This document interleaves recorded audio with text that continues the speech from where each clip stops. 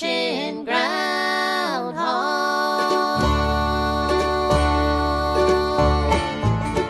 Szakál Ottó vagyok, hajdudorogi gazdálkodó. Hát ezt a gazdálkodást édesapám kezdte el 95-ben. Akkor vett 70 szarvasmarhát. Hát mi még akkor ugye fiatalok voltunk, tanultunk. Még van egy bátyám, meg egy öcsém. A bátyám 2002-ben kapcsolódott be a gazdálkodásba intenzíven. Ő akkor végzett a Debreceni Egyetemen. Én pedig 2006-ban végeztem az egyetemen, én akkor kezdtem el a intenzív gazdálkodást, addig csak besegítő voltam. A munkát azt megosztottuk, bátyám lett a növénytermesztő, ő annak is tanult. Ő csinálja a földeken a munkákat. Van 205 hektár föld, amit művelünk.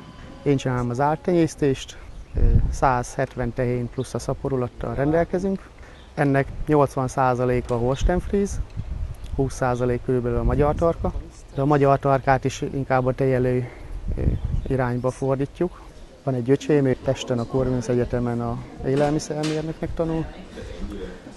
Az a cél, hogy ha elvégzi, akkor megcsináljuk neki ezt a tejfeldolgozót, aztán ő azt fogja csinálni. Bezárjuk a kört.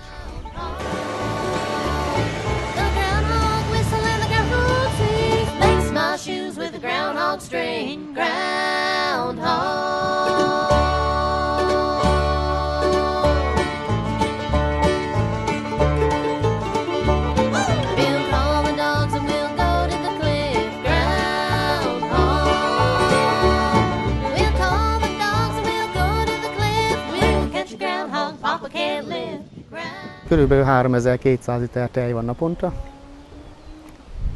A Körös Tej Kft-vel szerződésbe állunk. Ez a böszörmény sajtüzem, ők minden nap szállítanak tőlünk. És mellette még van 3 ilyen teljes autó, akik közvetlenül értékesítik ott a városokba. Abból egy minden nap jár hozzánk, 2 hetente 2-3-szor. Járnak hozzánk sajtkészítők is, és körülbelül a felét el tudom adni közvetlen értékesítőknek.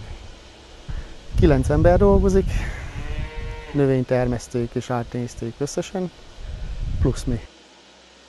500 tehenet szeretnénk elérni, 500 létszámot. Hát nem tudom, mikor fog sikerülni. Szeretném, hogy 5 éven belül.